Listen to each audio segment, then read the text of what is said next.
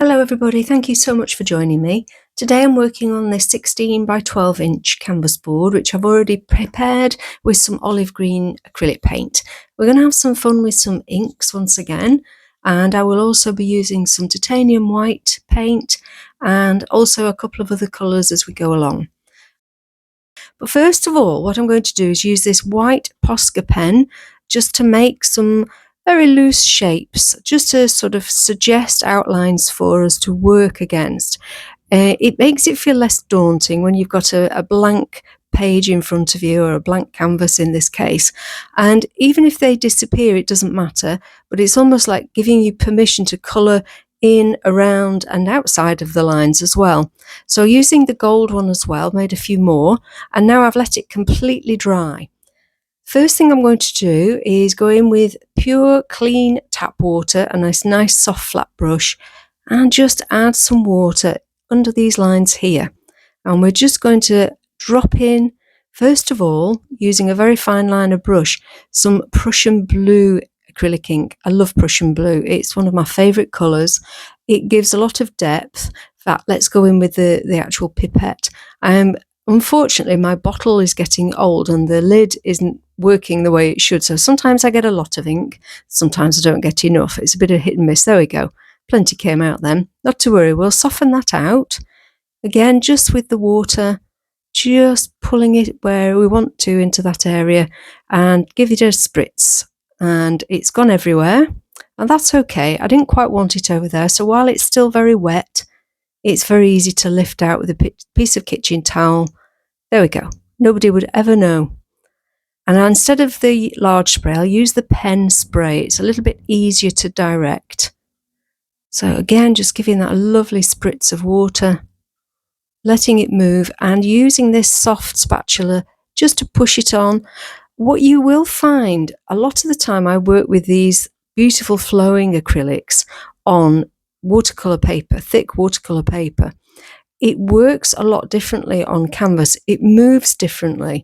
So it's something worth bearing in mind if you do give it a try. Going in now with some beautiful yellow, sort of Naples yellow acrylic paint, and just applying it with that spatula. I like the mix of the blue and the yellow, and of course if they do actually hit each other, they're going to make a sort of greeny shade, which is going to work quite nicely with the background. Just giving that little bit of a pull out. There we go. Mixing a little of that blue in, that's absolutely fine. And now I'm going to add some of that white paint, not just that titanium white. You can see when you pull it down, you can let it break as you pull it, or you can mix it in, blend it in with the ink. The ink is still wet, so it's actually making a softer blue colour. So a little bit more in there, a little bit more thickness. One thing I tend to do is to not have enough paint on the spatula. I'm learning this as I'm going along, so trying to add a little bit more. And we'll put some more of that beautiful dark Prussian blue and give it another bit of a blend. The beauty of the spatula is that it doesn't take the ink up. If you were to do this with a brush, it would actually soak up some of the ink. This way it actually has all of that beautiful ink. And now I'm going in with Purple Lake. I will put all the colours and all the paints for you in the description. And this is the Purple Lake ink, and it's a really dark sort of magenta shade. It'll work beautifully with these colours that we've got. And just as with the blue, wet brush, just drawing it along the line, touching it in places and missing it in others. And that's okay, it gives us a little bit of interest. Taking it right to that edge. Again, you can see it's not moving quite as quickly as it perhaps would on paper, so we'll just help it along with a little bit more water. That's no problem. Exactly the same on this side. Beautiful, pulling that colour, soft and flowing. And of course the beauty of acrylic inks is that once they are dry, you can layer over the top with other colours and they will still remain in place. They won't move once they're dried. You can see the colours are actually mixing quite prettily actually as I'm pulling that ink and the water out. A little bit of blue into the pink. Again, this is where the lines come in useful that we've drawn. It just gives us something to work to. Just pull that lovely Naples yellow And I want to add a little bit of darker colour in here under that beautiful yellow, just to let's really make it pop. I hope that you can hear me a little bit better. I've actually invested in a better microphone, so it's less like I'm sat in a tin can, hopefully. And I'm just putting the yellow into some of these areas that I want to balance it out, adding a little bit of white into the mix. It's looking really quite soft. Let's put a little bit of white up here, just to balance. Now, as you can see, I've actually caught the bottom of the palette knife, the metal palette knife, and I've got white where I don't want it. It's not a problem. While it's still wet, quickly wet it with a brush with some clean water, and as long as there's enough moisture on there, you can actually take it straight off. Seem to be jinxed with that top right corner today, don't we? Just adding a little bit so it's right to that point. Excellent. Now I've got a really, really beautiful transparent alizarin crimson paint. It's a Winsor & Newton and it's a gorgeous shade. Because it's transparent, you can actually layer it over other colours and they still show through. And the red gives a sort of a deeper tone. It's beautiful. So I thought that would just add a little bit of pop to this piece here. And I'm just using that fine liner brush to pull some of that ink, mix it together, almost tickling it just to get it to move. And now just with clean water, a bit more direct, a bit easier to aim where I'm going with this. Let's add a little bit more of that crimson lake.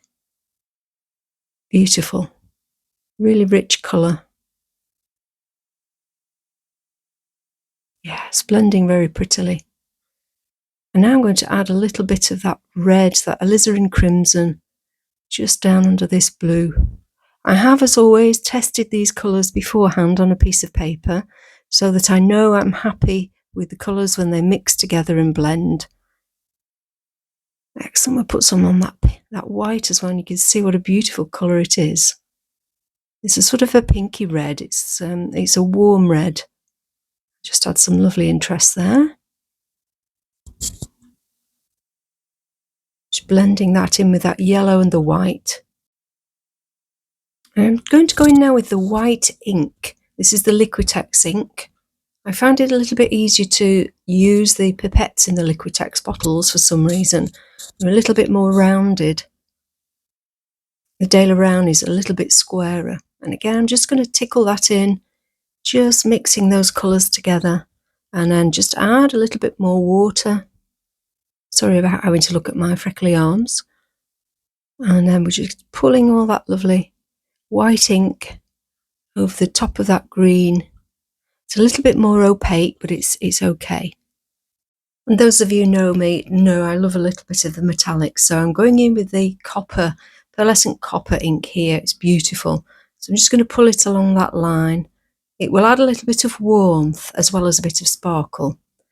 So just pulling it very gently. Let's take it into the centre.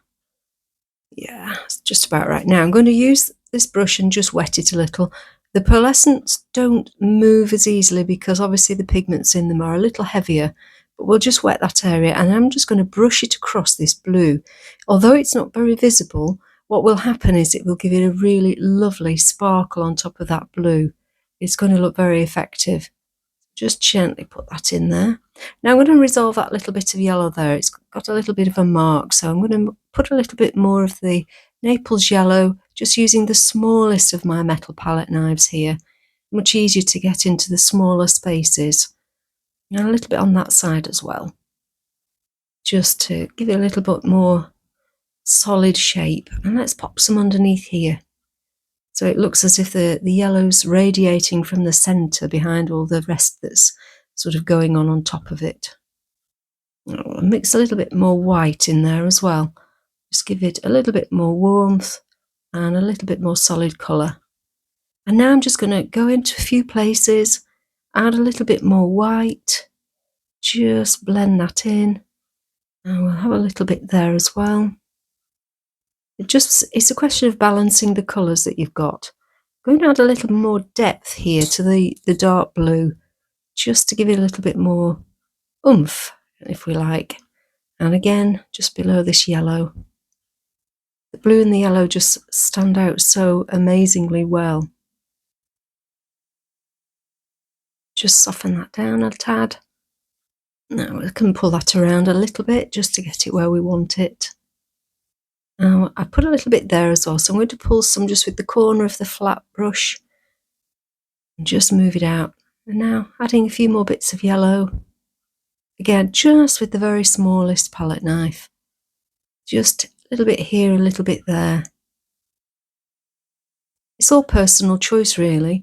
Obviously you could stop this project at any stage and see how you feel about it, what you want to add next. Oh, look, scrape into that ink there and get the yellow showing through. That's good. A little bit of white just to balance the white on the left hand side. Sorry, the right hand side. Don't know my left from my right.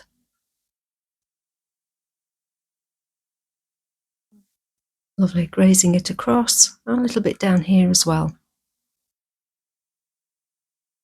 I'm just going to pick up some of that blue, and I just want to add another little bit of highlight, a little bit of a line there. I want to just sort of join that up a little bit, break up that section, just with a very soft line, using the liner brush. And then along the side of this white and alizarin crimson mix, just to really make it stand out. The balance of dark and light against each other really makes it pop. Then I'm just going to add in a few more extra lines. I've gone over some of the white lines. I've added a couple of more gold, and it's just helped it to be a little bit more of interest. Can you see the copper there really shining? Really warmed it up. Don't hesitate to get in touch if you have any questions. I hope this will inspire you to have a go. Many thanks to all of you for continuing to support me. Keep painting, and I'll be back soon. Bye for now.